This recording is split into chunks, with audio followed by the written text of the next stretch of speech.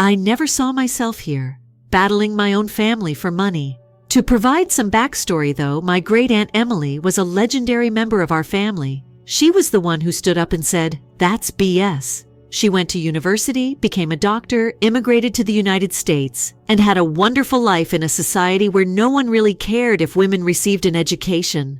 She never did, nevertheless, forget her hometown. Great-aunt Emily set up savings accounts for every girl in our family, making sure we had money for our education, even if the rest of the family did not give a damn. She thought it ridiculous how our family treated girls, like we were only good for marriage and popping out kids.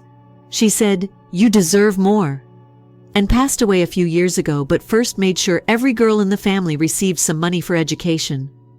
For me particularly, it was a lifeline. Fast forward to the time I graduated from high school. I had always intended to pay tuition with the money. Going to college thrilled me much. Years of working my butt off were finally time to spend the money my great-aunt had set up for me. Cue panic mode. I visited the bank to see a balance of $133,000. Now, let me clear things. It is a lot of money. But I understood that my great-aunt had left me not what I needed, not even near. My gut fell. What the devil become of the rest of it? Assuming there had to be some kind of error, I headed straight home.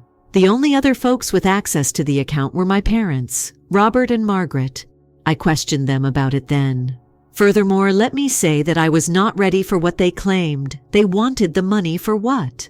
Turns out they had funded my brother Jacob's wedding with the money my great-aunt gave for my schooling, hardly able to control my rage. Exactly. You heard correctly. A few years back, that elegant, extravagant wedding he had? The one family member not able to quit chatting about? Yes, that took out of my education fund. I was really irate. What I was listening to astounded me. They squandered the money they took, which was not theirs, on a wedding, a nuptials. The worst of all is also, it was for family, my mom responded, as if it made all right. I was overreacting for being mad about it. No, the wedding of your brother was significant. No, things weren't great. Their money was not what this was about. It was not for them to choose their expenditure pattern. Aunt Emily left money for me, for my study, not to pay for some extravagant celebration for Jacob. I felt exactly deceived. Having worked so hard in school, I had everything set out. They didn't apologize. Now I had little enough to cover a few semesters. They hardly seemed to give a damn about my upsetness. They simply dismissed it as not very important. And at that, I realized I could no longer trust them. I sought for my money returned. I ought to have my college fund. But I couldn't. They behaved as though I was being self-serving, as though I should just let it go. How could I? I told them straightforward. They needed to pay me back the money or I would take them to court. They stole from me. I was going to let them get away with it. They believed I was bluffing, but I was not. This went beyond mere money. It focused on respect. After I told my parents about the money, I hoped, naively, that maybe they would see how badly they had screwed things and offer to make corrections. If they weren't going to do the right thing, I was going to make sure they had no option. But no, that's not what occurred. Instead, they simply kept discounting my fury as if I were being foolish. Robert, my dad, insisted on saying stuff like, "The family valued your brother's wedding highly. I couldn't believe it. We needed the money at the time." He stated it in a cool, laid-back manner, as though he were discussing borrowing my car for the afternoon, not wasting thousands of dollars that did not belong to him. What about my future? Trying to control it, I asked. What then was my need? Family comes first. She kept going on and on about how the wedding was for the family and how important it was for Jacob to have the best day possible, said Margaret, my mother, who had decided to forego her preferred line, the one she had been using my whole life. I couldn't hold it in anymore. It seemed like Mom was telling me directly to my face that my education, and thereby my whole future, was less vital than my brother's one-day event. "You took from me," I yelled.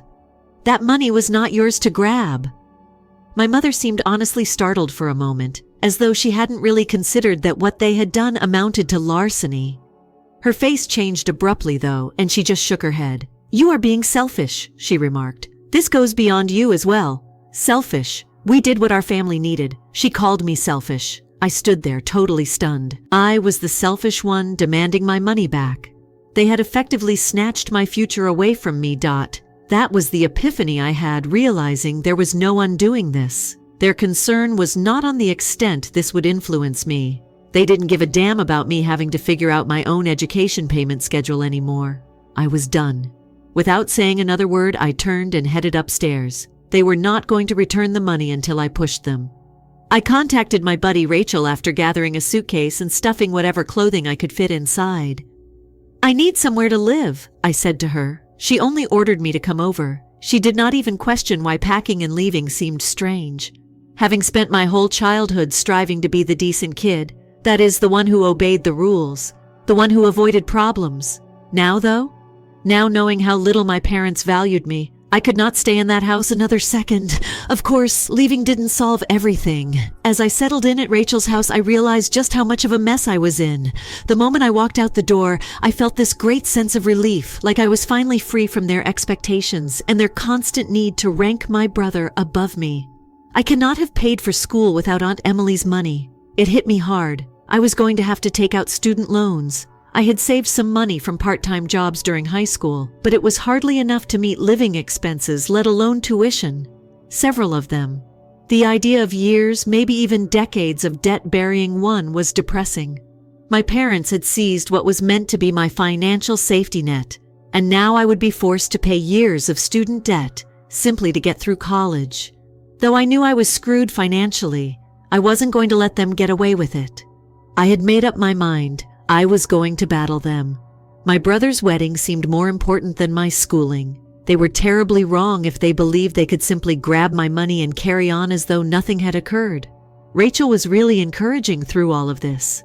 I was not going to be the compliant daughter rolling over and swallowing anything they threw at me anymore. She let me remain rent-free for as long as I needed and even guided me in deciding what to do next.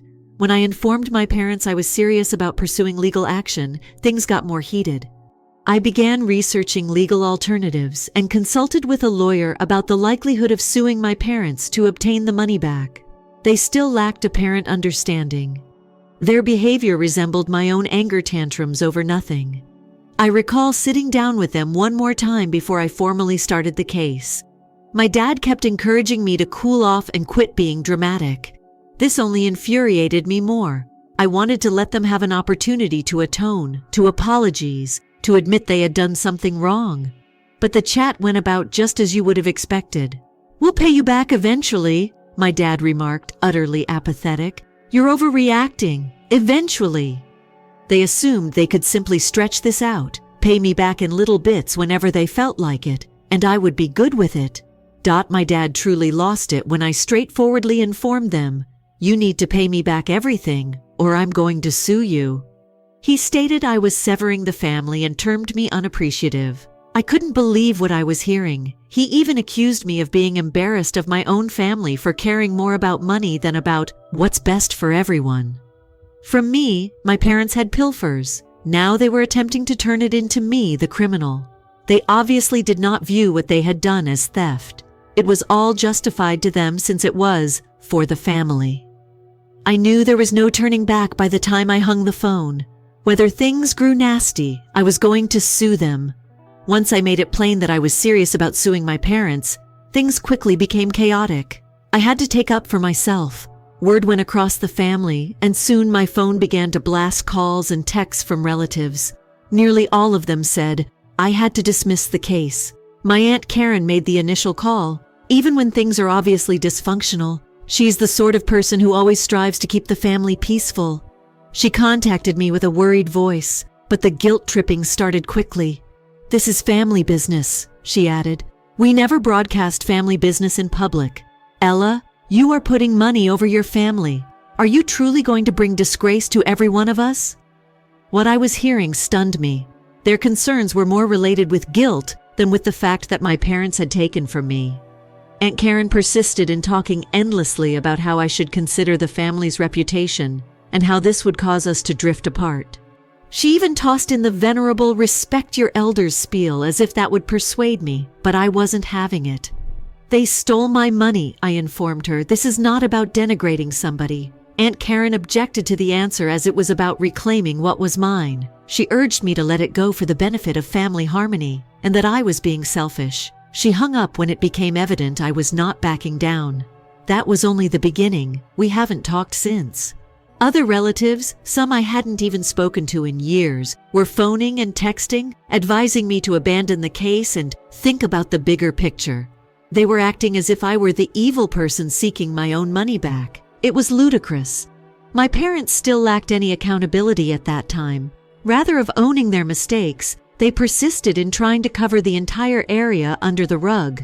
Robert, my dad, said that we could sort things out without attorneys interfering and that I was overreacting, saying they had done best for the family and that I should be ashamed of myself for not seeing it. My dad termed me unappreciative and selfish. Every phone conversation caused my mother to cry. She accused me of severing the family. Then my brother Jacob decided to get involved. Jacob had been rather quiet throughout this whole ordeal, most likely because he was the primary reason the money was gone in the first place. It was as though they were all reading from the same script, trying to paint me as the villain for standing up for myself. Eventually, though, he contacted me, playing all cool and logical as though he were the voice of reason in this disaster. "Ella, I get why you're angry," he said. "But this lawsuit? It is excessive." I wanted to shout, "You are humiliating the family at this point." He was implying that I was the one separating the family, not that I had stolen money, that I was the problem. Jacob made me an offer before I could say anything, though. "If you drop the lawsuit, I'll help pay for your college out of my own pocket." Now, I knew better than to trust him at this point. I was not ready to surrender my future to someone who had already profited from my pilfered fortune. So I advised him, "If you're serious, we'll document it." Jacob hated that, most especially since we would be signing a contract and you would be committing to pay for my tuition. He became defensive, telling me I was being foolishly not trusting him. "We are family," he added, as though that should have been plenty.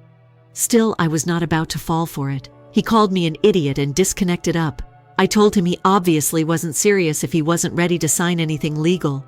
From that point on, things simply got worse. For even contemplating suing my parents, my relatives behaved as though I were some sort of evil. To them, I was the problem. I was not a daughter who had been offended. It made no difference that my parents had pilfered from me. Their only concern was how this litigation would present the family to others. It got to the point where I couldn't walk down the street without someone staring at me. People who had known me my whole life suddenly wanted nothing to do with me. Family friends. Naturally, my parents used the victim card at every chance. The hardest thing was witnessing how my brother Jacob handled the whole matter. They behaved as though they were only trying to do what was best for the family, and that I was being selfish by requesting the money back. As if he were not the one who benefited from the very money they took, he went about informing everyone I was divorcing the family over money. Though in fact his extravagant wedding brought us here first, he presented himself as the innocent victim caught in the midst. People believed him, while I was the one driving all the drama by refusing to let it go. Everyone considered Jacob as this cool, sensible man. It didn't matter that he had fantasy wedding at my expense. Family get-togethers were intolerable. All people saw was that I was suing my parents, and that naturally made me the bad person. Not even could I expose my face without hearing murmurs behind my back, or noticing others avoiding eye contact with me. My aunts, uncles, cousins, they all believed I was the one overreaching herself.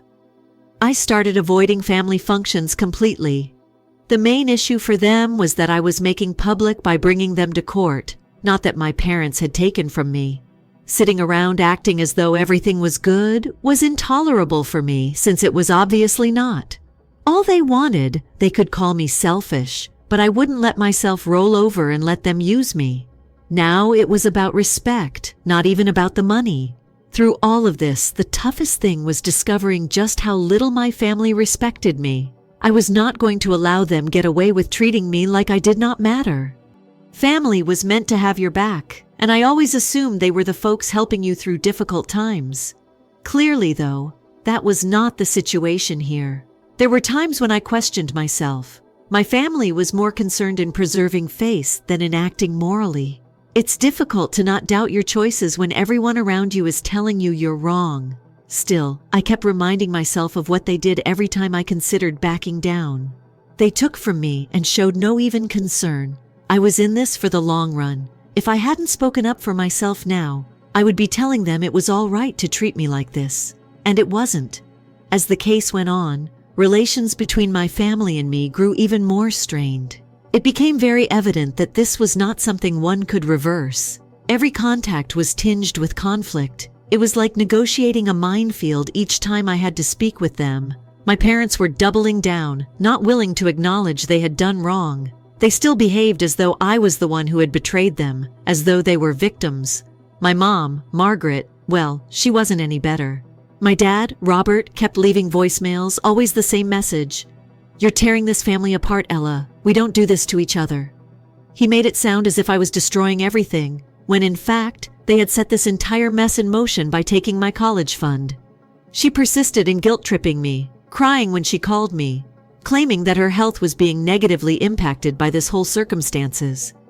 I understand that it was difficult for her, but that didn't change the fact they were the ones starting it. They decided to steal my money without asking, and now they wanted me to feel bad for making them answerable. But I felt nothing guilty, not anymore. I quit allowing them to control me.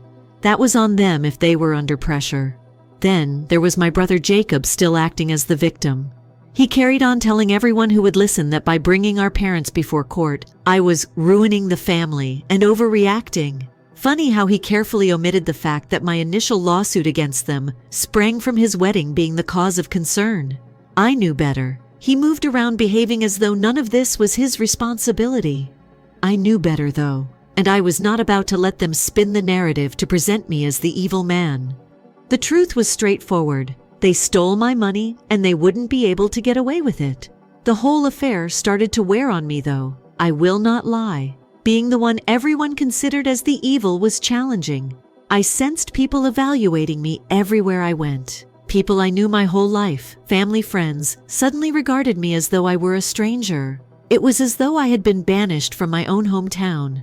The pressure was great, but I couldn't back down. People would stop me on the street not to inquire how I was doing, but rather to tell me I should think about the family and withdraw the case. Every time someone tried to guilt-trip me, it helped me to remember why I was doing this. My parents were mistaken in believing they could get away with treating me as though I didn't matter.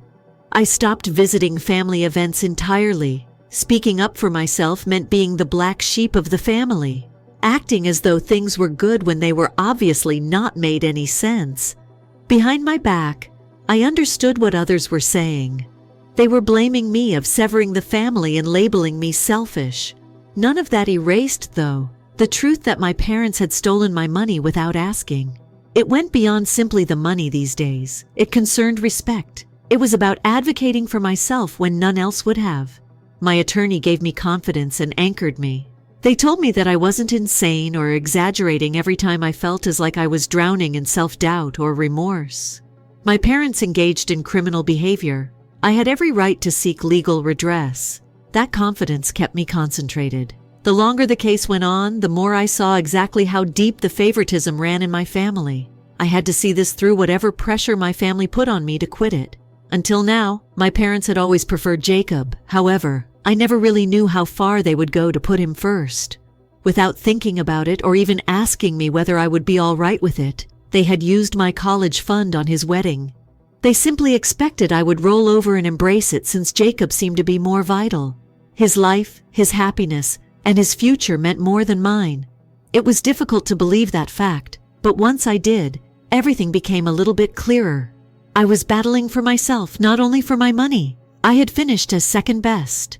As the case progressed, the gap separating me from my family expanded. I was not going to allow them treat me as less significant. I came to see there was no returning from this. Should I win, there was no way things could ever return to their former state. Though honestly, I wasn't sure I wanted their forgiveness since my parents weren't going to pardon me for bringing them to court. Though there were times when I considered what I was losing, my connection with my parents, my role in the family, I was not the one who had done wrong here. Then I recalled what they had stolen from me. They hadn't only grabbed my cash, they didn't even care. They had seized my trust, my future plans. After that, I concentrated on moving forward rather than going back to acting as though everything was fine. Knowing I would have to take out student loans to make it work, I began researching strategies for covering my education costs. Though it was not perfect, I was resolved not to let the behavior of my parents totally ruin my future. Though it meant I would have to incur debt to get through college, I was not going to let them prevail. I began developing a strategy for myself, one free of involving my family. Though I had always assumed they would be there to help me, knowing they were not prepared me to learn how to handle things on my own. Though the lawsuit still loomed over me, I was resolved to go ahead regardless of the result, since, despite all the difficulty, one thing was clear: I was not wavering. I could not. This was about sticking up for myself finally, after years of getting passed over, not only about the money at this point. I knew I was acting morally even though my family never recognized it, and constantly blaming me for the split story too. When I was 16, my family left me. They now want to make up for lost time and offer an apology. Okay, so let me start by saying that prior to things truly going crazy, life wasn't horrible, but it also wasn't wonderful. When I was 12 years old, my mother died of breast cancer. I suppose that's where it all kind of begins. I wasn't prepared for the stomach punch that was losing her. She served as the uniting force behind everything, and my dad and I were the only ones left when she left. Yes, it was difficult, but we managed to get by for a time. He put in long hours at work, and I just sort of stayed to myself, trying to make sense of a world that no longer made sense. Not that my dad wasn't a good man. He was simply preoccupied. I suppose Dad pushed himself into work as a coping mechanism when Mom died away. We had a good relationship, even if he wasn't around all the time. We were in a very good pattern, but there was something lacking, you know? We didn't feel like family, more like simply two people sharing a home. At the time, I didn't really have any friends I could confide in, so I simply tried to get by on my own and get out of problems with my dad. When I was 14, things began to shift. That's how my dad got to know Ashley. At first, she appeared rather pleasant. They bonded rather rapidly since she worked at an office. The first time she came over for supper, I still recall.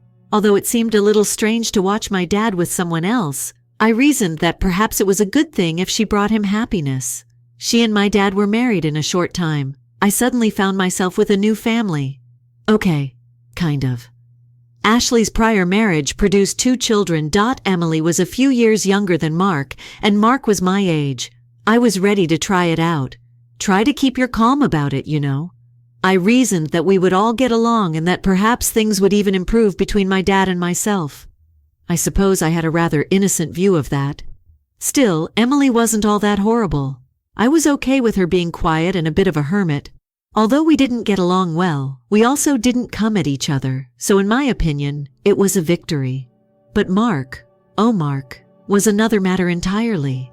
It was obvious from away that Mark didn't think much of me. He appeared to have it out for me right away, and I'm not sure why. He acted as though he were superior to me or something. I kept hearing from my dad to just give him a break, that since he had previously been the head of the household, it was difficult for him as well. Ashley got to know my father. Okay, I understand. What about me, though?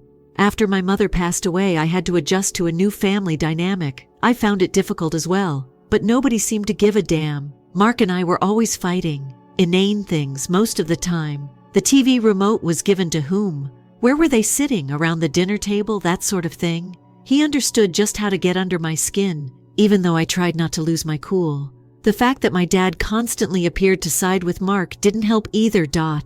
It seemed like I was always the one in trouble, no matter what occurred, so I suppose he felt bad about the whole thing. We had a heated fight once when Mark took one of my clothes and wouldn't give it back.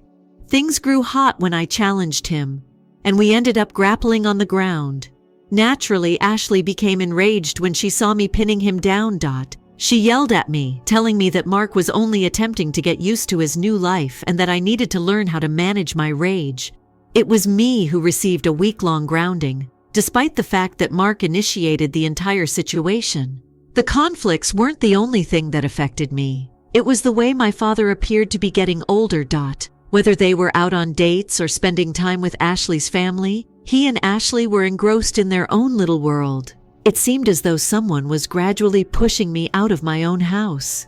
There would be a strain in the air when I got home from school, as if everyone was cautious around me. It was wearing me down and was quite exhausting. It wasn't until I was 15 that I felt like my life was beginning to come together. I met a girl at school named Lisa. After a while of hanging together, we began dating. Well, to the extent that a 15-year-old can date. Above all, she was smart and witty. She gave me the impression that I wasn't entirely invisible. We were having a good relationship, but of course Mark had to ruin it too. It seems that he harbored feelings for Lisa and wasn't really pleased that I was seeing her. It wasn't even known to me until he approached me one day at school and began babbling about how I had taken her from him. He was dead serious, even if it was absurd. In the end, we got into another fight in front of everyone. The harm was done, but the teachers broke it up before it got too far. My dad was there to greet me when I arrived home. He was enraged. Mark had already fabricated the entire tale, portraying myself as the catalyst. It was me who was in trouble again. My dad didn't care if Mark was the one who initiated it, or that he was the one with the problem. It was always me who was the issue. Once more I was grounded, and this time it seemed like the last straw. I was weary of trying to fit in with a family that didn't seem to want me around, and I was also furious and upset. I felt more alone the more the time went by. Lisa and I also started to have a tense relationship. I couldn't come up with a reasonable explanation for why I was constantly getting into problems at home, and she didn't get it. How, after all, can you break the news to someone that, despite your best efforts, your whole family appears to be against you? Even though we were still dating, things had changed. It seemed like I was always having problems, regardless of how much I tried. It's evident when one looks back that the writing was on the wall. I didn't realize at the time that everything was building towards something greater. When I was younger, all I wanted was to get by each day and maybe have a better one tomorrow. Okay, so this is where the real mess arises. I was 16 years old and already feeling like I could not stand this existence. The ongoing arguments with Mark, my dad's disregard, and the unraveling of Lisa's condition as a whole. Nothing could have prepared me for what occurred next, even though it was a shambles. It seemed as though everything awful I had been going through was intensified. I quote simply lounging in my room one day. When Lisa came over, we were watching a stupid television program. Her presence was welcome, even if things weren't as simple as they always were between us. We were attempting to enjoy the evening when all of a sudden there was a loud shouting coming from the hallway. Ashley was the one. She was going crazy, calling out for me with all of her might. Lisa and I exchanged a look, and I still recall getting a chilly feeling down my spine. You can sense when something is going to end. Really, truly incorrect. That was the atmosphere. Following the screaming, both of us raced out of my room to discover Ashley standing at my bedroom doorway, a pile of garments in hand. What the hell is this about? I thought to myself at the time. I looked at what she was holding then. It was a couple of Emily's panties. I became motionless. At first, I had trouble processing it. Ashley yelled at me, accusing me of stealing them as she waved them around. I had them in my drawer, and she insisted on knowing why. What sort of sick individual I was. My mind was racing. Those were things I had never seen in my life. How they got inside my room was a mystery to me. I truly tried to explain, but it was like trying to communicate to a stone wall. Ashley was not listening to it. And to further the situation, Mark appeared. He had a smug expression on his face, and he starts harping on before I can even say anything. Every time, I see him fix his gaze on Emily. All innocent, like it's spooky, he says. He's spoken strange things about her that I've heard, as though he desires to wed her or something. I was hearing things that I couldn't believe. He was telling direct lies to all of them. The worst aspect too? Everybody was consuming it. Even Lisa, the one person I believed to be against me at that very time. She gave me a disgusted look, smacked me across the face, and walked out before I could give an explanation. I was devastated. The most important person in my life believed that I was a pervert of some sort. In the midst of all this craziness, my dad returned home, and I thought maybe, just maybe, he would believe me. However, once Ashley informed him of what was happening, Mark used his falsehoods to support Ashley. My father didn't even think twice. Taking hold of my arm, he pulled me from the house and flung me onto the front yard as if I were a piece of rubbish. I'll always remember the expression in his eyes. It went beyond rage. It was revulsion, as if he was unfamiliar with me, as if I was no longer his son. He called me all the derogatory names in the book, making false accusations against me and declaring that I was not welcome in his home if I posed a risk to his family. He said, "I'm glad he didn't call the police." That's when it truly dawned on me. I was by myself, all by myself. I recall begging him, trying to convince him that all of this was a terrible setup orchestrated by Mark, but he was not listening. He simply glared at me as if I were nothing to him, and not the 16-year-old child he had reared.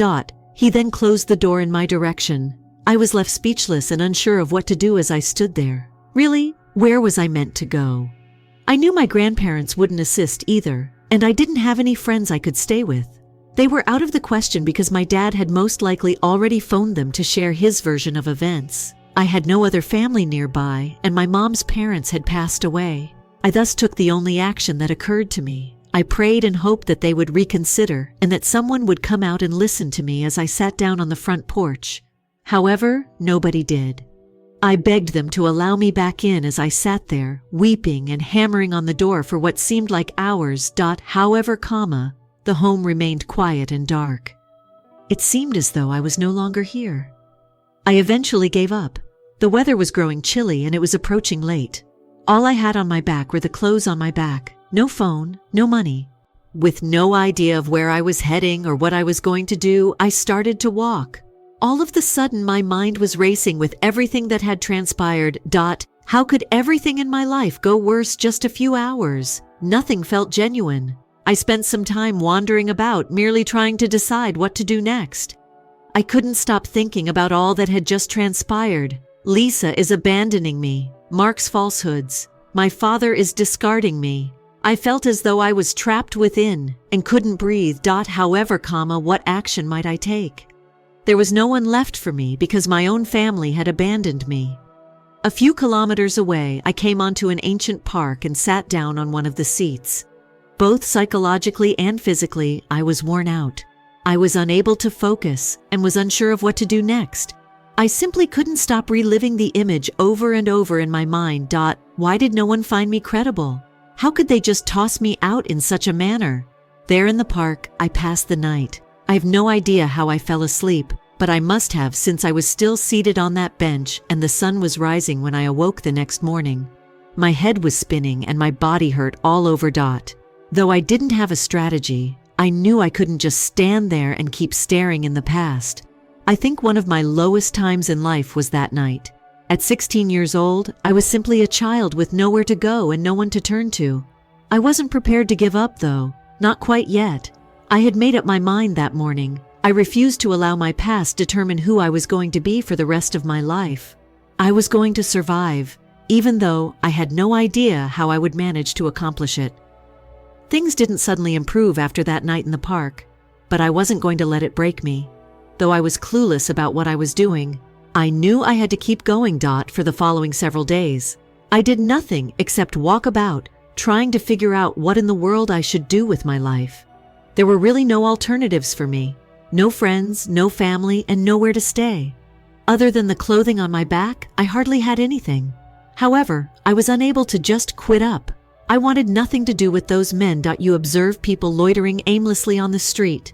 I was aware that I had to get out of this. It was difficult to get through the first several weeks. I had to think outside the box regarding where I slept, occasionally slinking into locations warm enough to crash for a few of days. Parks, dilapidated, deserted buildings, a random bus stop. I'd learned a few times to stay busy during the day in order to avoid standing out or appearing suspicious. But I was always hungry. I was experiencing a persistent gnawing sensation in my stomach. I made an effort to work odd jobs occasionally. Nothing formal, although occasionally I would get paid a few dollars to help with errands like window washing or yard cleanup. Though it wasn't much, it gave me motivation. There was an elderly woman who lived in a little house on the outskirts of the community, and I will never forget her. I had been stumbling around. She must have noticed me lingering about looking scruffy, because one day she approached me and inquired as to what I wanted. I pretended to be okay, because I was too arrogant to ask for assistance. But she gave me a meal after seeing right through me. She simply smiled and retreated inside without saying anything. That lunch, though, tasted like nirvana. After going days without a good meal, I distinctly recall thinking that perhaps, just perhaps, not everyone in the world was evil. After a few weeks, I was able to secure a job at this restaurant, which was close to my hangout. Frank, the proprietor, was a traditional type of person. Fair, no nonsense. He didn't inquire, even though he could tell I was having trouble. All he was asking was for me to labor for some meals and some cash under the table. Though little, it was something. After hours, I started cleaning and doing the dishes. Frank seemed indifferent to the fact that I was essentially homeless and lacked an address. All he wanted was assistance, and I needed the cash.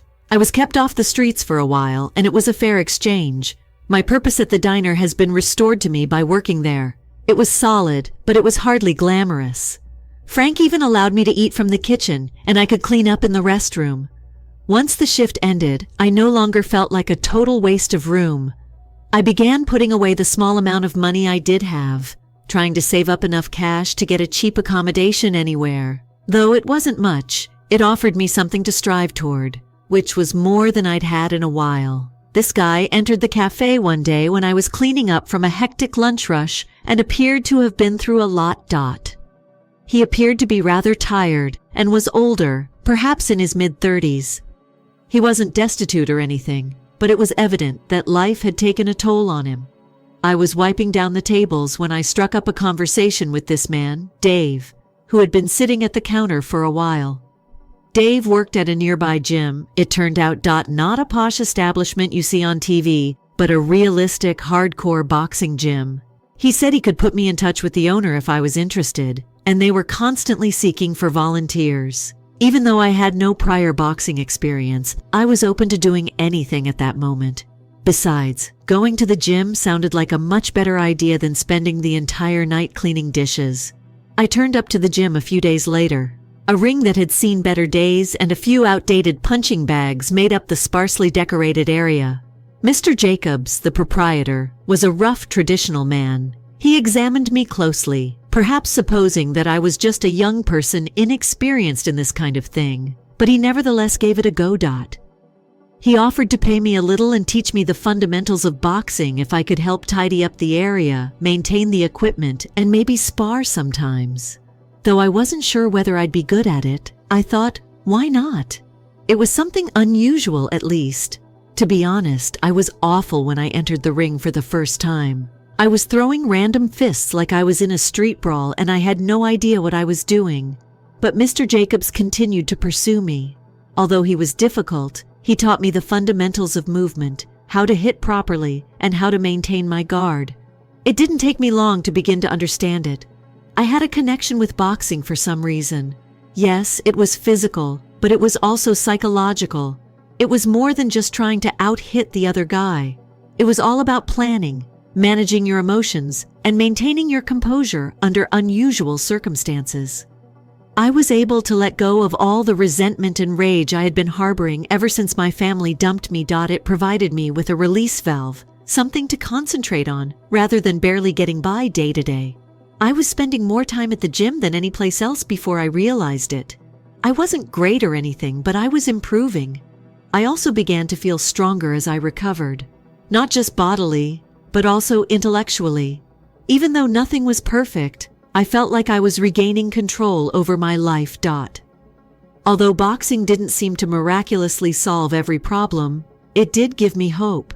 An objective to strive toward. Mr. Jacobs wasn't the kind to give praise, but one day during a sparring practice, he nodded to me and remarked, "You have potential, kid. Save it, please." Even though it doesn't seem like much, coming from him was significant. I knew I didn't want to waste the opportunities I still had, even if I wasn't sure what I wanted to accomplish with my life. For me, those months spent working out at the gym were pivotal. I'd become more than simply a homeless child.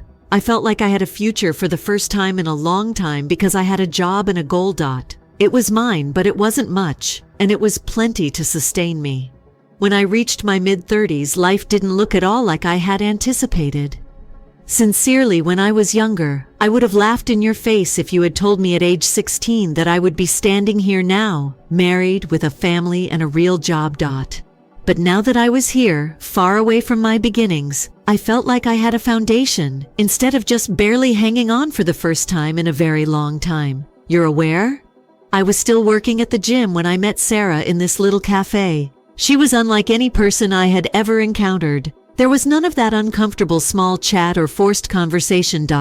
It was simple to start conversing after we did. She wasn't asking personal questions or making me feel as though I had to justify every aspect of who I was. It was unusual that I had to be anything other than myself when I was with her. That was something I hadn't had since, well, before my family's whole mess.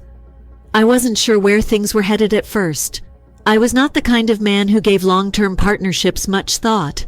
I mean, I wasn't exactly excellent at that kind of stuff in the past. But Sarah made me reconsider everything.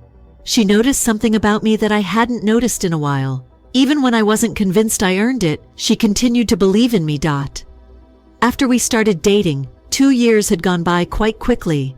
Our relationship just seemed to click. Drama or games were absent. She was authentic, and I was in need of that. She also gave me the proper pushes. The day Mother sat me down and told me I needed to obtain my GED is something I will never forget. She didn't bother me with it. Didn't give me a foolish feeling, just said things clearly and concisely. She said, "You're smarter than you give yourself credit for. I'm not going to let you waste the talent you have." For me, that was a turning moment. I suppose I always knew in my heart that I couldn't work out all the time. When I was younger, that was okay. But I needed something more substantial, something I could grow into. I didn't want to be the person who lived a life of extreme hardship. I followed her advice and obtained my GED. Was it simple? No way, no way. It was similar to attempting to recall all of the things I had learned in school but had forgotten about years before. But Sarah helped me get through it. At that point, Sarah's father became more involved. He worked as an electrician. After a period of dating, he casually suggested that he may use some assistance one day. I won't lie now, though. The prospect of working for my girlfriend's father didn't exactly excite me. But because he was a kind person, I thought I would give it a go. In addition, I required the labor. I started off merely performing menial tasks like hauling equipment and tidying up construction sites. However, as time passed, I began to learn the craft. It was difficult. There were other times when I wanted to give up. However, something persisted in me. Perhaps pride was the cause, or perhaps it was the awareness that I needed to make a point. Not only to Sarah, but also to myself. After a few years, I'd learned enough to start taking the task seriously. Sarah's father, I promised to support you as I went through the licensing procedure because I was determined to stick with it. When I first started, I wasn't sure if I would be good at it. However, I discovered I had a talent for it. Utilizing my hands in a task, solving issues. It brought to mind the discipline I had developed through boxing, and in a way, that discipline was what kept me going each day. My aim was to become someone my spouse would be pleased with. In the end, I was successful on my license exam. Officially, I held an electrician's license. To me, that meant everything, even if it might not seem like much. It was more than simply a letter stating I could complete the task. It demonstrated that I had taken the darkest moments of my life and made them come to pass. I had gone from homelessness to having a reliable career that I was good at, all while sleeping in parks, with a future I genuinely felt excited about. Soon after I had my license, Sarah and I were married. Although it wasn't a lavish wedding by any means, it was ideal for us. We kept things easy, surrounded with the most important individuals in my life. They were all there. Her family had been incredible to me. My kin's side. That didn't worry me anymore, even if I didn't really have anyone left to invite. I began to see that family need not always consist of those you are born with. When my in-laws joined my family. Occasionally, it's the individuals who decide to support you during difficult times. The way things turn out is hilarious. It seems like everything that occurred got me here when I look back. Despite all of that suffering, I managed to go to a position I never would have imagined. Now Sarah and I have 4 wonderful girls. They are my whole universe, and they are being raised in a loving and supportive household. All of the things I lacked when I was their age. I am not claiming that everything is flawless because it isn't. Every family is not flawless. However, we're okay. That is what counts. I can't help but feel thankful that I persevered when I reflect on the past and the person I was then. If I hadn't met Sarah, if I hadn't accepted that position with her dad, or if I had just allowed my previous anger to control me, I might have easily found myself in a very different situation. But here I am, over 50 years old, married. I have a profession I never dreamed I'd have, and kids that drive me crazy, yet I love more than anything. It may sound strange, but I'm pleased with who I am. It took me a while to get here, and there were many times when I doubted my ability to succeed. Now that I've come to the other side of everything, though, I see how much more the life I created exceeded my wildest expectations, and in the end, that's all I actually require. That's the unexpected part then. My stepsister Emily sent me an email out of the blue after I had not spoken to her in years. That Emily, the one who was probably too little to remember me when it all happened. I wasn't sure how to feel about it at first. Really, it had been more than 30 years since I had heard from any of my dad's relatives. And all of a sudden she's reaching out. I recall spending a good 10 minutes glancing at my email, unsure of whether or not to open it. A part of me wanted to erase everything and act as though it had never occurred.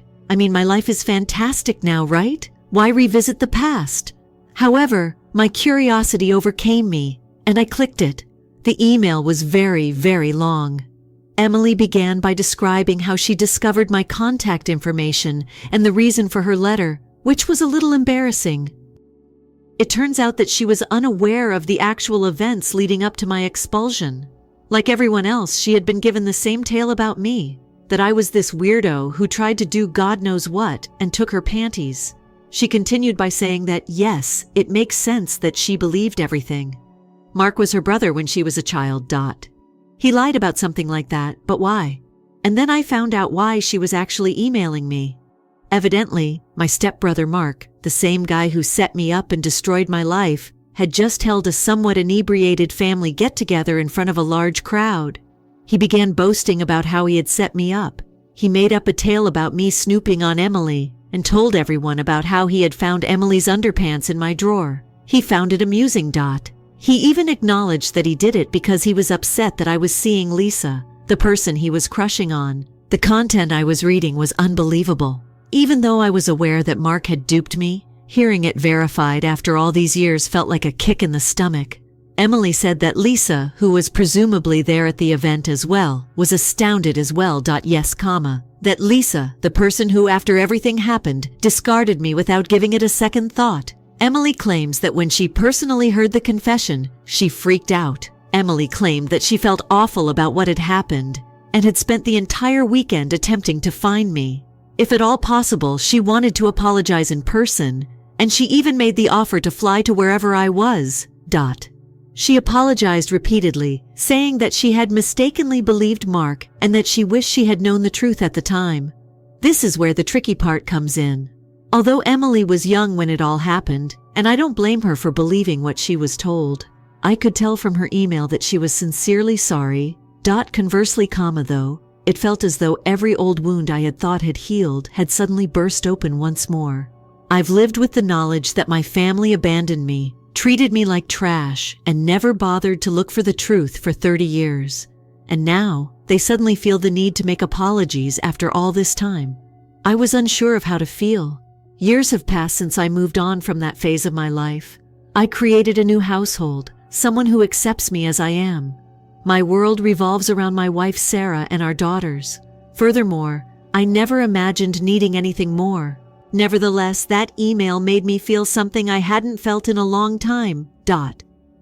When I showed Sarah the email, I kind of expected her to tell me to ignore it, but she's not that kind of person. After reading it cover to cover, she sat down next to me, looked at me, and asked, "What do you want to do?" That is Sarah's peculiarity.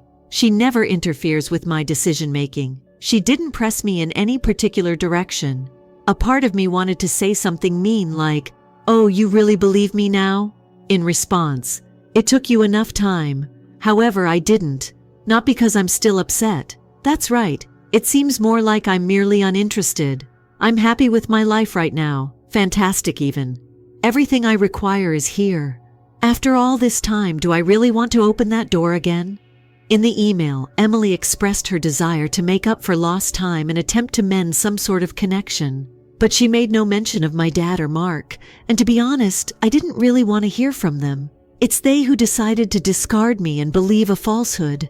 As for me personally, they are free to remain where they belong. In the past. However, Emily, I'm not sure. That was when she was just a child, sucked up in a chaotic situation she did not create, and her sincere attempts to put things right were apparent. That's why this is so challenging. I wouldn't mind telling her to go away if she had been apologizing half-heartedly. However, it appears that she means it. I quote am now stuck debating whether or not to allow her back into my life, even for a brief period of time. I have not yet responded. I get stuck when I try to type something every time. It seems to contain every word I want to say. Simply become stuck. Do I feel like forgiving them? Do I want to act as though we can just go on and forget about all that happened? I'm not sure. And Lisa is the other one. Emily added that she wasn't sure how I would react if Lisa reached out to me as well. To be honest, I have no idea what to say to her. She simply left after everything that had transpired and didn't turn around. She never offered me an opportunity to clarify. Never considered the possibility that Mark was lying. I ended up on the streets partly because of her. I've worked years to create a life without any of them, and I feel whole without their approval or excuses. However, there's also this tiny, silent part of me that questions whether having them say their piece could, just might, provide me some closure. I was unaware of my need, but for now, I'm just going to sit with it. I'm not sure what I'll do just yet, but I'll do it how I see fit. I've gone too far to let people from my past ruin the life I've worked so hard to create. I might respond, I might not. In any case, I like where I am right now. In the end, I chose to respond to Emily. I eventually arrived, but it took some time. I didn't write too much. Didn't think it was necessary to write a lengthy message. I thanked her for reaching out and expressed my satisfaction that she was now aware of the reality. I didn't go into great detail about how her brother essentially destroyed my life or anything like that, nor did I vent years of bitterness. I just stated my point and stopped there. To be honest, sending the email seemed strange at first. I never imagined that I would hear from anyone in that area of my life again for years. And now I find myself typing this response to someone I have since stopped caring about. It wasn't as difficult as I had anticipated, but as I pushed submit, it felt like a weight had been taken off my chest. Not a major one, but something like being able to shut that chapter for good, or a portion of it anyhow. Emily answered rather rapidly. She wanted to apologize again in person, but she also stated she understood if I didn't want to reconnect or go through the full makeup for lost time process. If I felt like it. For me, it was the challenging part. I had second thoughts about opening that door. An email apology is one thing, but apologizing in person takes handling the past to a whole other level. I also didn't know if I was prepared for it. I discussed it with Sarah. She listens well, as I have mentioned, without pressuring me to do anything. She advised me to go ahead and speak with Emily face to face if I felt the need to. She did, however, also remind me that I knew nothing about anyone and asked if I would want to simply leave things alone. That would also be okay, not a tight squeeze. However, after giving it some thought, I told Emily that we could meet with only her. Mark or anybody else showing up was not what I wanted. I reasoned that it would be best to listen to her, give her space to express herself, and then determine whether or not to maintain a relationship with her moving ahead. We got together at a little bistro not too distant from my house. That was one of those locations where you get by with almost anyone. A tea was excellent. I arrived a bit early and waited, unsure of what to anticipate from her entrance.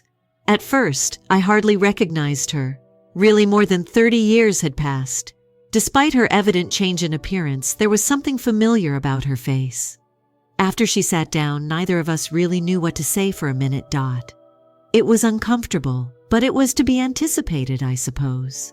She was the first to break the quiet, expressing her regret for everything that had transpired. I could see she was having difficulty with this as well since she was crying. She apologized again for believing the falsehoods. How, until lately, she was unaware of the true events. I just paid attention. At that moment, I really didn't have anything to say. We briefly discussed the events that had transpired since then, after she had finished her apologies. It became out that Lisa hadn't spoken to Mark in years after their breakup. I didn't inquire, and she didn't provide too many specifics. I wasn't there to take a nostalgic stroll. By the end of it all, I simply wanted to be done with it.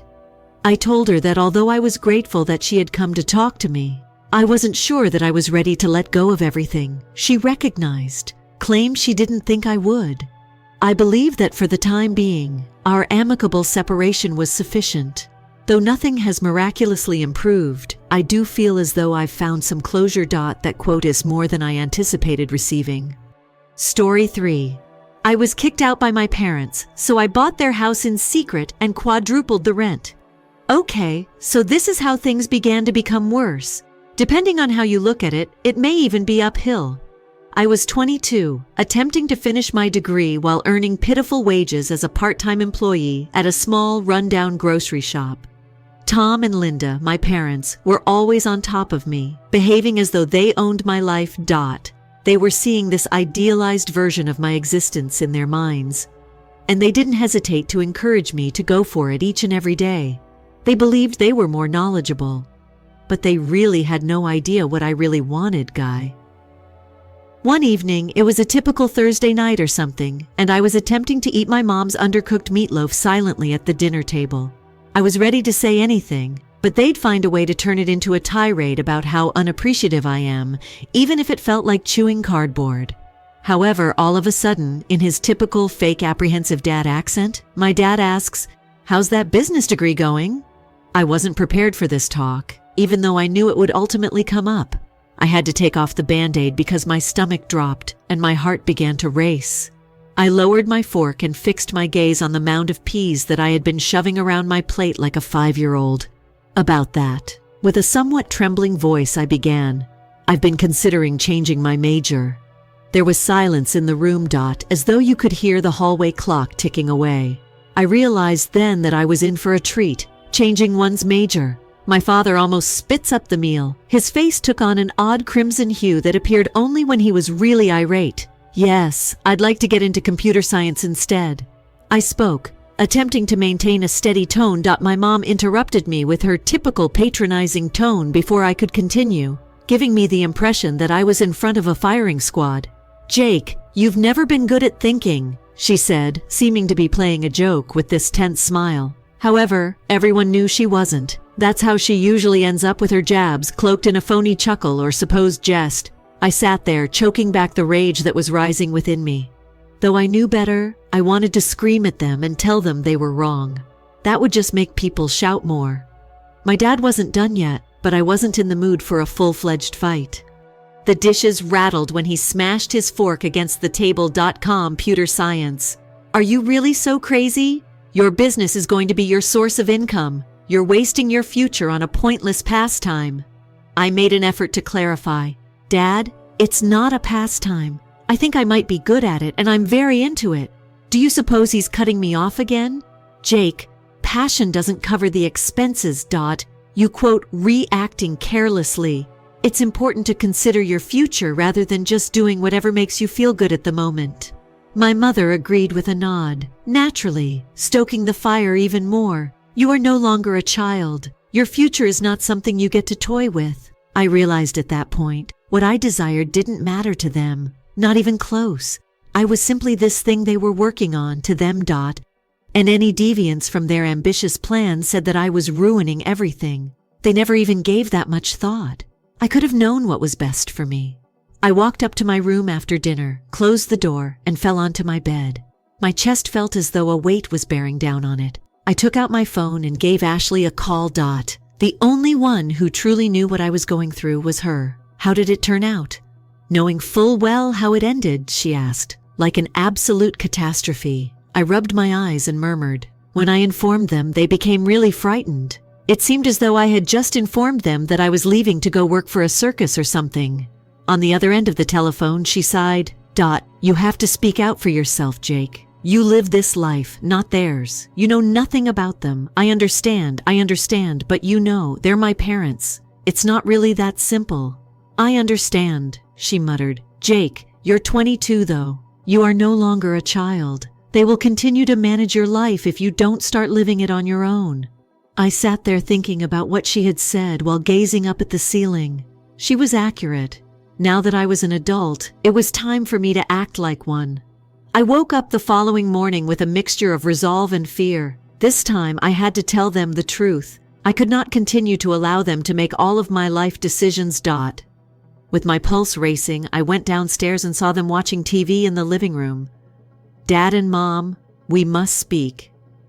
I spoke in a shaky but assertive tone.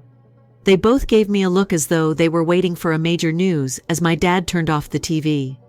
And I suppose it was in a way. I've decided what to do. I am going to computer science instead. My father's gaze widened. You are not, that's for sure. This time I refuse to back down. Indeed I am. This is a decision I made as an adult. For a little moment I believed that perhaps just possibly they might back down and give me this one. However, Mother sprang to her feet and crossed her arms over her chest. She continued, her voice chilly. If you're such an adult, then you can support yourself. You have one day to gather your belongings and go. I was still as if my mind was having trouble comprehending what she had spoken. What I was able to express at last. You can't mean business. Oh, my dad hissed. We really are. Do you wish to choose for yourself? All right, however, you're working alone on it. Even the memory of walking back to my room escapes me. All I can recall is the overpowering sense of betrayal, as if they had been looking for a reason to fire me all along. They were treating me as like I didn't matter, even though I was their son and their child. Mike was my best friend, I said. As soon as I returned to my room, I stopped even trying to maintain a consistent tone of speech. I got tossed out, dude. With trembling hands I spoke. I have no idea what to do. With no hesitation, Mike answered, Man, pack up your belongings. You will remain in my home. It dawned on me as I packed my things in a duffel bag. My own parents had abandoned me like trash, leaving me destitute. As crazy as that sounds, though, there was also a part of me that was relieved. In my life, for the first time. They were going to have to deal with me now. I was free, but I was still unsure about the true meaning of it. After being expelled, the following few days were a total haze. While attempting to gather my thoughts, I was staying at Mike's place and felt as like everything in my life had just been turned upside down. I mean, I may be fighting with my parents about my degree one minute and then homeless the next. It was not even genuine. Like it was not occurring to me, but to someone else. Mike's house was okay. The scent of stale pizza and exercise socks permeated his little one-bedroom apartment where he resided. I couldn't exactly complain, though. It was tight, but at least I had a roof over my head and a buddy who wasn't going to ask me to leave. I was dozing off on his beat-up couch, which creaked whenever I moved, but I was at a loss for what to do. I had no intention of limping back to my parents and pleading with them to adopt me. That was not taking place. It was nearly hard for me to concentrate on my lessons, even though I tried. My mind would just go to the events every time I sat down to complete my tasks. It seemed as though my thoughts would not allow me to even briefly forget that I was no longer in a genuine house. Naturally, there was also the issue of finances. My funds were quickly running out, and if I didn't keep working longer hours, I wouldn't have enough to last. But I couldn't just pick up a second job since I had classes and was trying to figure out where my life was heading. Ashley persisted in her attempts to be helpful, but she was unable to clear my mess. She contacted me one day and said, "Let's go get lunch and try to take our minds off things for a bit." We finally arrived at this fast food restaurant across the street from Mike's house. I thought it could be beneficial to go out for a little while as I hadn't been eating much since leaving home. How are you doing? With a bite of her sandwich, she questioned. I gave a shrug. To be honest, not very good. My money is getting low and I'm having trouble concentrating at school. I'm not sure how much longer I can do this.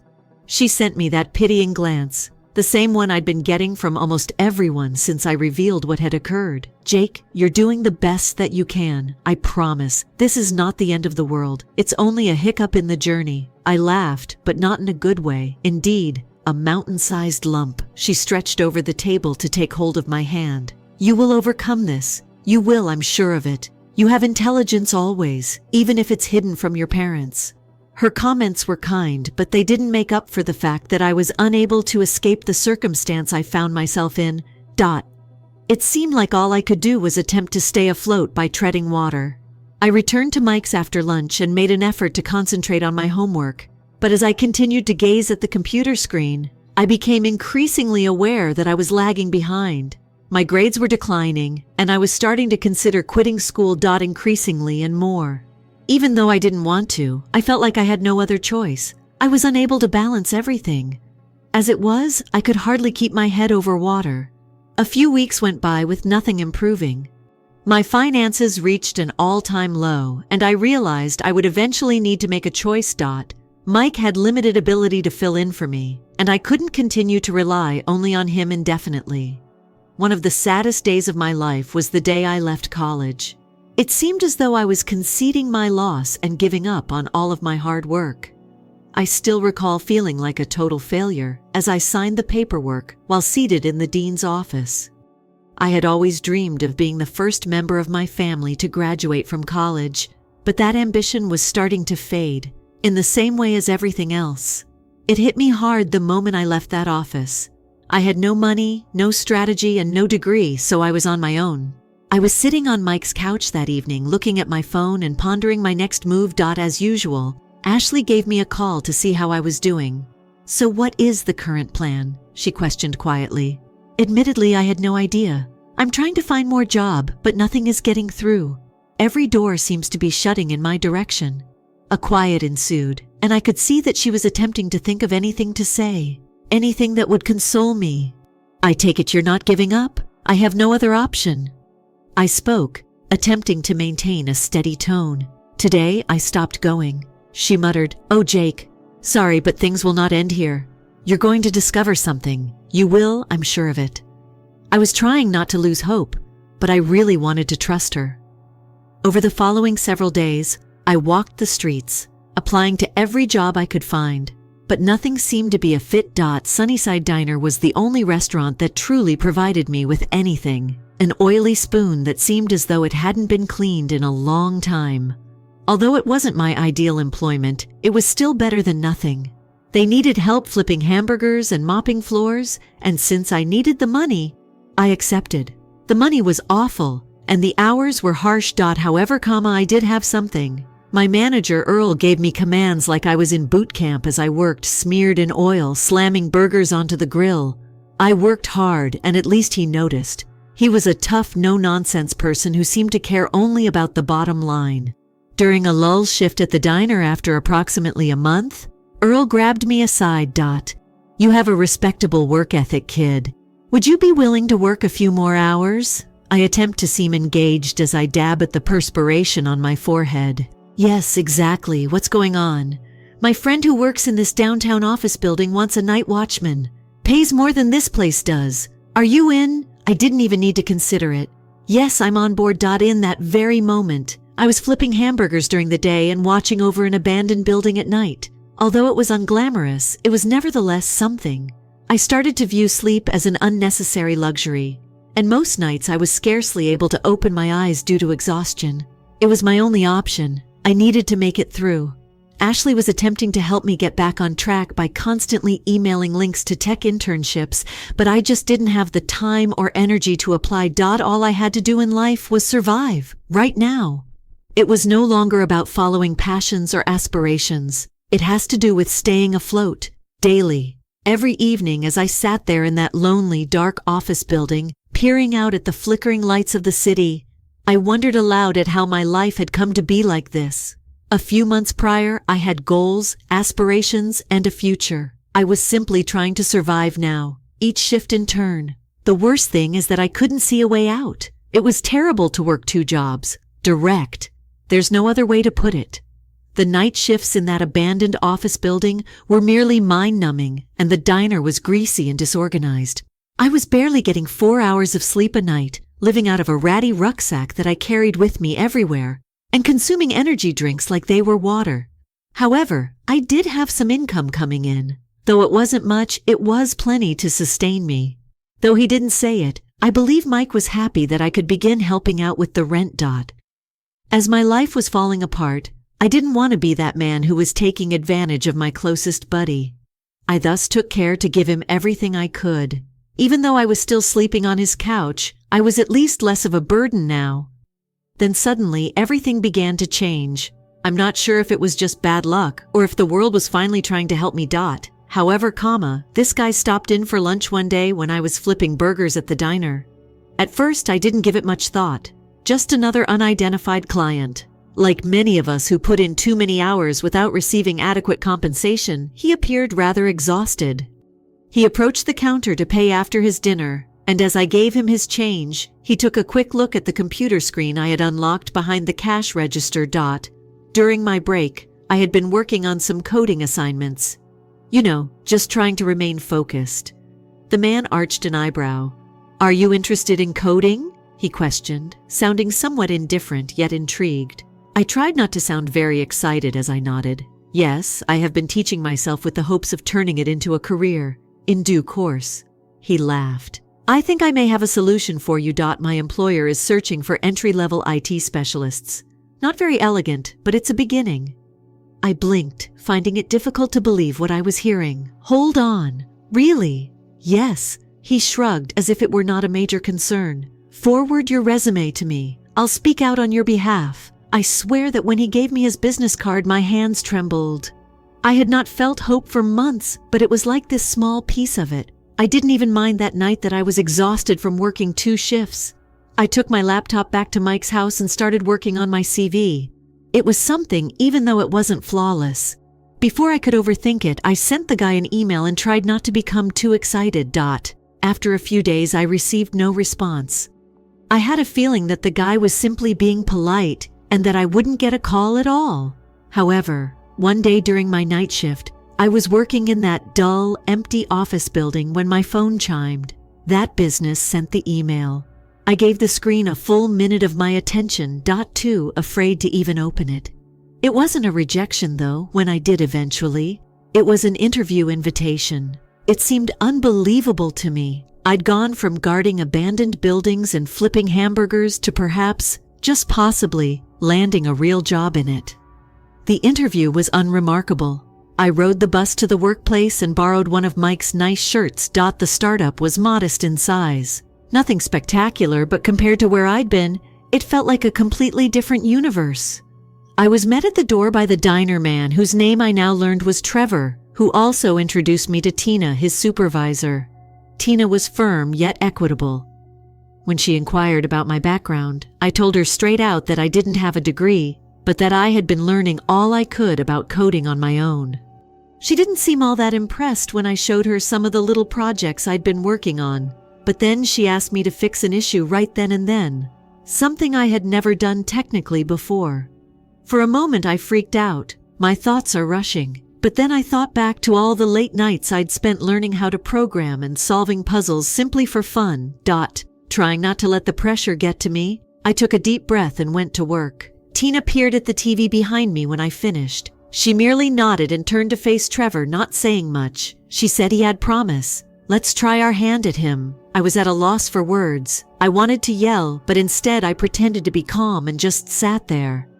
I started the next week as an entry-level IT man, despite the fact that I felt like my heart was about to burst out of my chest.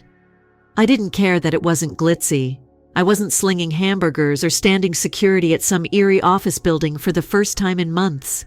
I was really doing something I enjoyed at 3 a.m. While Tina and Trevor showed me the ropes and were patient with me, they also encouraged me to keep learning. I needed them to hold my hand through everything, but they didn't. But the nights were still hard. For a time, I continued to juggle 2 jobs to make sure I didn't blow this chance. Sleep was still a rare luxury, so after working at the business throughout the day, I would go straight to the office building or the cafe. And I would wake up most mornings feeling as though a vehicle had hit me. Ashley remained by my side the entire time. She was my pillar of support, often giving me links to open positions or asking how things were going at the business. Without her, I don't think I could have survived. She would always reassure me that I was creating something for myself and that I was doing this for a reason whenever I felt like I was going to lose it. I had been grinding for a few months when I eventually broke. I could hardly expect to remain sane while working 2 jobs. I went to Earl, the manager of the diner, and informed him that I had to go. Though not overjoyed, he comprehended. He gave me one of those rare moments of candor and said, "Good luck, kid. You work really hard. You quote, gonna be all right." As I left the diner for the last time, I felt as though a heavy burden had been lifted. I wasn't at the startup since I still had the security job for the night, but at least I wasn't burning out as quickly. I poured everything I had into the IT job as time went on. Every free moment I had was devoted to acquiring new abilities, taking on projects, and absorbing as much information as I could. I had moved past the point of mere survival. My goal was to construct something genuine. Something that belonged to me. It was not simple. There were other moments when I questioned my abilities and thought that perhaps I was only pursuing a fantasy. However, I felt that spark again every time I overcame a hurdle or figured out an issue that had baffled me for hours. That fire, which had slowly, little by bit, disappeared for so long. I once again began to imagine a future for myself, one that I genuinely desired. Not the one my parents had in mind. And it felt like enough for the first time in a very long time. After starting the new work, things began to seem off after a few months. Not in an unpleasant manner, but in a way I hadn't experienced in a while. I was not just pulling myself out of bed to make it through another day at some meaningless job. For once, I was doing something I genuinely liked. The entirety of the IT realm. Coding, fixing issues. Yes, it wasn't glitzy, but I enjoyed having it all mine, anything for which I had sacrificed much. One afternoon, I was deep in concentration on a piece of code at my desk when Tina, my employer, happened to stroll by. I respected that she wasn't the kind to mince words. "I've been monitoring your work these last few months," she added, leaning on the edge of my desk. "You quote, not using your potential to its fullest." I held back and blinked at her, totally taken off guard. "By what do you mean?" With her arms crossed, she gave me the impression that she knew the answer but still wanted me to tell it. "Although you possess the abilities, you are being cautious.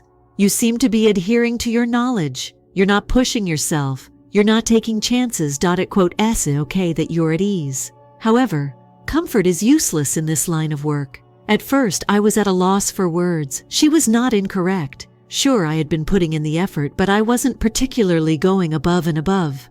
I was just relieved to be in a stable situation for once, I suppose, considering all that had transpired. Furthermore, I didn't want to mess anything up. Tina went on. "Jake, you're doing well, but you need to do more if you want to make a lasting impression. Take up tasks that cause you a little anxiety. It's how you develop." I continued to consider what she had said, nodding. Though it wasn't entirely new, the way it impacted me this time was different. This was not my parents lecturing me on how I was squandering my potential. This was a person that encouraged me to improve because they spotted my potential. I followed her advice then. I began offering my assistance with increasingly difficult tasks that I wasn't certain I could complete. Though there were undoubtedly times when I felt completely overwhelmed, the satisfaction I got from solving a problem made it all worthwhile. Tina sent me this large job for a new customer one day. I was stressing out because it was a lot more responsibility than I had ever had. But there was also excitement inside of me. I needed a challenge like this to show myself that I could manage more difficult tasks. Weeks passed as I worked on it. I devoted almost all of my free time, weekends, late nights, and otherwise, to making sure everything went smoothly. Upon submitting the final piece, I had the sensation of having completed a marathon. It was a nice kind of exhaustion, as if I had challenged myself to the brink and emerged victorious. Tina brought me into her office a few days later. I was apprehensive, but I tried not to show it as I sat down. What if I had made a mistake? She wasted no time at all. The customer really liked what you did, Jake. They are implementing all of your suggestions. I released a breath that I had been holding without even realizing it. Really? She gave a little smile as she nodded. You performed well. You're going to succeed at this if you keep doing this.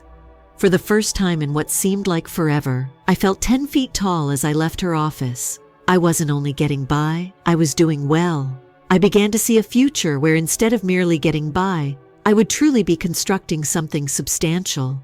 I became increasingly aware of how much I had been holding back as I immersed myself into my job. In my career as well as in life, it was as like a cloud had lifted, allowing me to realize my potential once I let go of my fear. I made a lot of errors along the road, but every one of them taught me something new and helped me go forward. It wasn't easy. Things with Ashley started to change about that time. Although Mom had always been encouraging, she suddenly seemed to be more proud of me than ever. We would go out to dinner, and instead of me complaining about my terrible employment or my financial troubles, I would chat to her about this new project I was working on or whatever interesting item I had discovered. As if she could sense that I was at last following my true calling and listening intently. We were sitting on her couch one evening after I had concluded an especially hard work week. It was a nice kind of exhaustion, and she gave me a smile as she turned to face me. You know, she muttered, I quote, "V always known you'll arrive. You're doing it even if it's not how you had intended. You are causing it to occur." I had no idea how to react to that. She had been on my side during the darkest moments, during the times when I was uncertain about my ability to pay my rent or where my next income would come from. However, she persisted, without once making me feel inadequate. It dawned on me, when I heard her say that, how fortunate I was to have someone like her on my side. Regards. With a somewhat harsher tone than I intended, I spoke. Without you, I doubt I would have progressed as far as I have. Shaking her head, she chuckled. You were going to. All you needed was a shove. Perhaps she was correct. However, having her there made everything much easier to manage. From then on, things began to get better. Things got busy at work, but in a nice manner. People were beginning to realize that I was becoming more proficient at what I did and accepting greater responsibilities.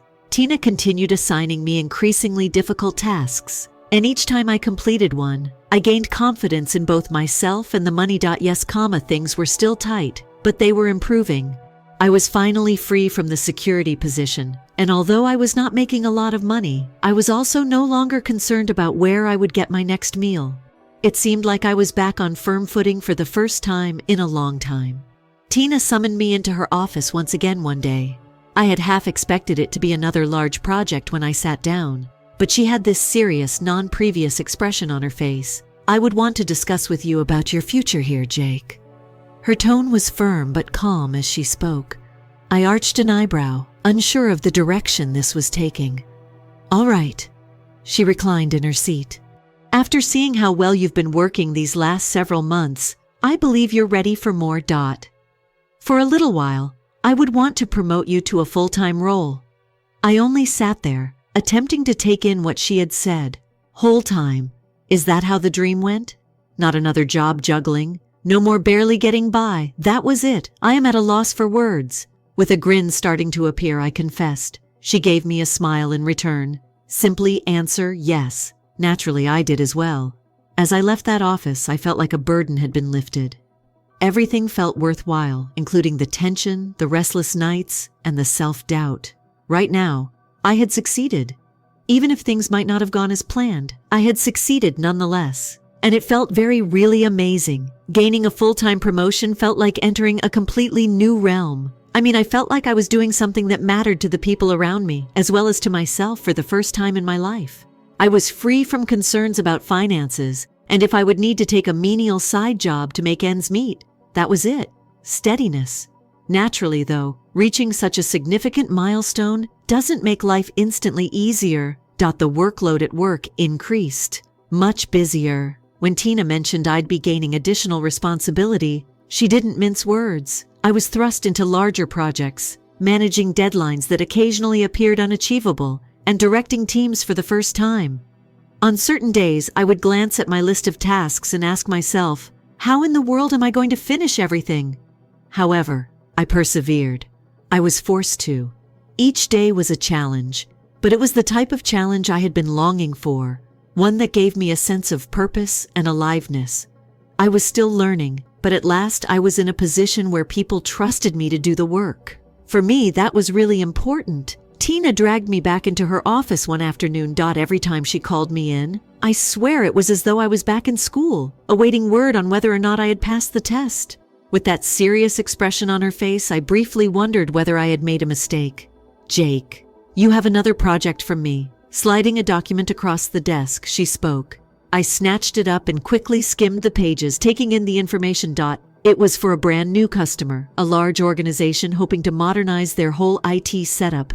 A massive project that dwarfed all I had ever worked on. My stomach gave me that small flip that happens when you're simultaneously scared and delighted.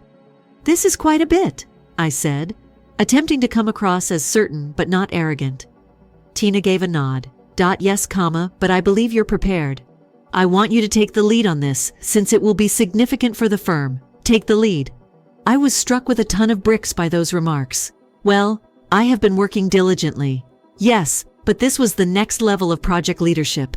"I'm not going to fail you." Feeling the weight of her confidence in me, I said, She gave me one of those rare smiles and said, "I know you won't." Then she went back to work. Some of the most grueling weeks of my life followed. Working late into the night and on the weekends to ensure everything was flawless, I was essentially living at the workplace. Even if my squad was excellent, I couldn't let anyone down since I had a lot on my plate. I was unable to.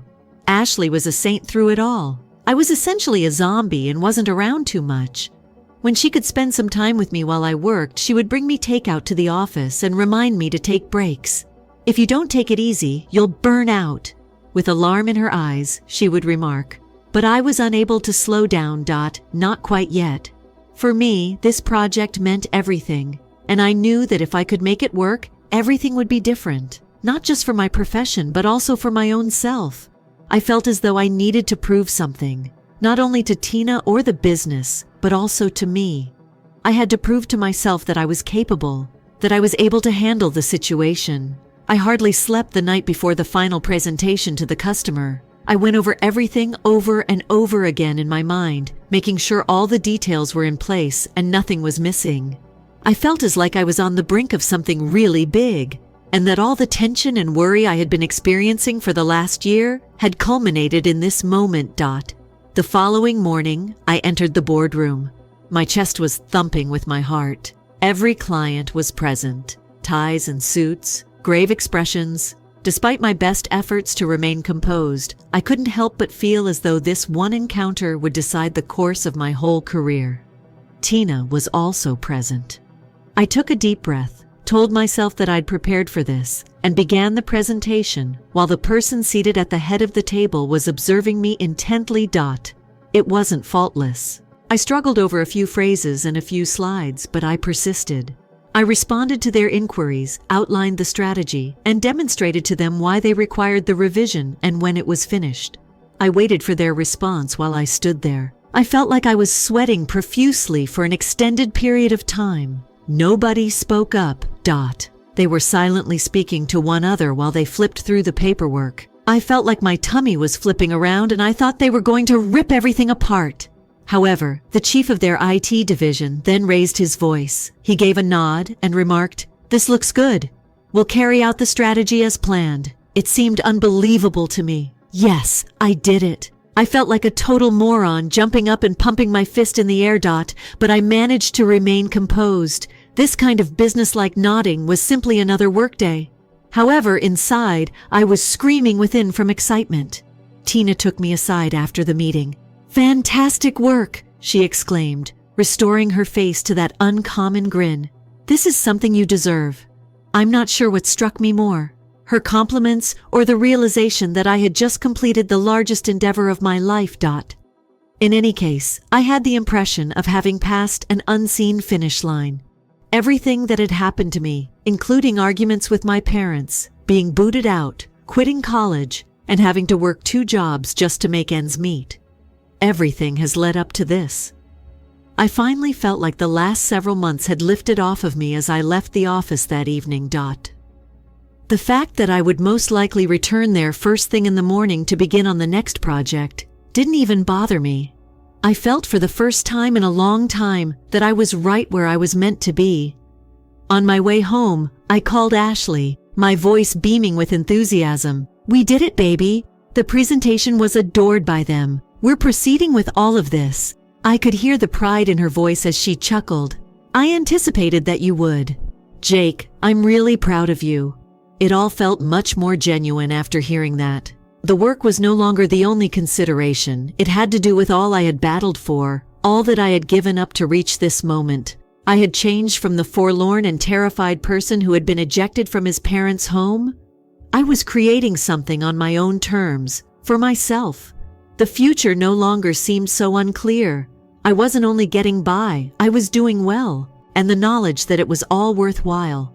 After that significant assignment at work a few years ago, my life took unexpected turns. I had gone from barely making ends meet to moving up the IT industry ladder. And in the end, I took a choice that even shocked me. I launched my own business. It was by no means an overnight affair. I had been working for some time, creating contacts, saving money, and developing a good reputation.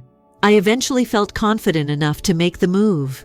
It wasn't always simple for me to launch my own business. There were endless papers, restless nights, and a persistent worry that everything might go topsy-turvy. However, I had a gut feeling that this was my calling. I persisted thus, slaving away all day long. Soon enough, things began to make sense. As I began to acquire contracts and assemble a small but capable staff, the business really took off. Following a few years, we were making more money than I had ever imagined. I was no longer just getting by. I was, in fact, doing really well. I wasn't watching over deserted buildings or frying hamburgers. I was managing my own business and saw it expand each month. At times, it seemed unreal, as though I was experiencing someone else's life, even though it was mine. I had constructed this about the time my business began to flourish. We had been renting a property for years, so Ashley and I started discussing purchasing it. It seemed like the appropriate time to locate something permanent, something we could call our own. We began perusing real estate listings, attending weekend open houses, and daydreaming about the sort of home we would like to call our own. I was browsing some real estate websites one day when I came across something that instantly stopped me in my tracks. The home my parents still resided in and where I was raised was up for sale. It seemed unbelievable to me. Since I hadn't spoken to them in a long time, I wasn't aware of the events in their life. However, noticing that house up for sale, it struck me strangely. I looked over the listing's details by clicking on it. It seems that their landlord had made the decision to sell, and the property was advertised at a price that, when compared to other homes in the neighborhood, was really very reasonable. Then, as if a light bulb went out in my brain, I had the crazy notion that I could actually purchase the house. It seemed a bit insignificant at first. Who, after all, does that? After their parents are evicted, who buys their house? However, the more I considered it, the more sense it made. They had no idea that I had money or that I was even thinking about purchasing a home, but I was in a position to accomplish it. This may be my opportunity to regain some control over a circumstance that had made me feel helpless for years. I then gave my real estate agent a call and made an offer. I made no hesitation at all. The price was reasonable, and I had more than enough cash on hand to pull it off without any difficulty. The sale concluded a few weeks later. In an instant, I became the owner of the home where I grew up. I owned it. This is when the exciting part starts. I received a call from the property manager, who had been looking after the apartment the day after the transaction was completed. The new owner is being requested to meet by the tenants. He mentioned that they wanted to talk about some problems they've been experiencing regarding the rent. I gave myself a little smile. This was going to work out well. I kept nothing from them. Naturally. I've just instructed the property manager to set up the meeting time. When the day finally arrived, I already had the idea formed in my mind. Arriving at the residence, I parked in front and knocked on the door as if I were an ordinary landlord. My father opened the door. Even though he appeared astonished, I could tell he took a while to identify me. We hadn't seen one another in years, and I suppose I didn't seem like the same person who had wandered out of their house with a duffel bag and no apparent plan. His expression bewildered, he added, "We're here to meet the landlord." "I am that," I answered, entering as though I were the owner, which I did, of course. He gave a blink, obviously not anticipating this. "Hold on, what? Are you the landlord then?" "Yes," I answered, trying not to chuckle. "I purchased the property. My mother noticed me at that very time and came in from the living room." Her eyes widened. "Jake?" She let out a gasp. "How come you're here?" I simply leaned against the wall and grinned. "I am now your landlord, though." Their expressions had a priceless quality. They just stood there in awe, utterly dumb. They appeared to be attempting to come to terms with the reality that the child they had expelled years prior was now the one living in their home.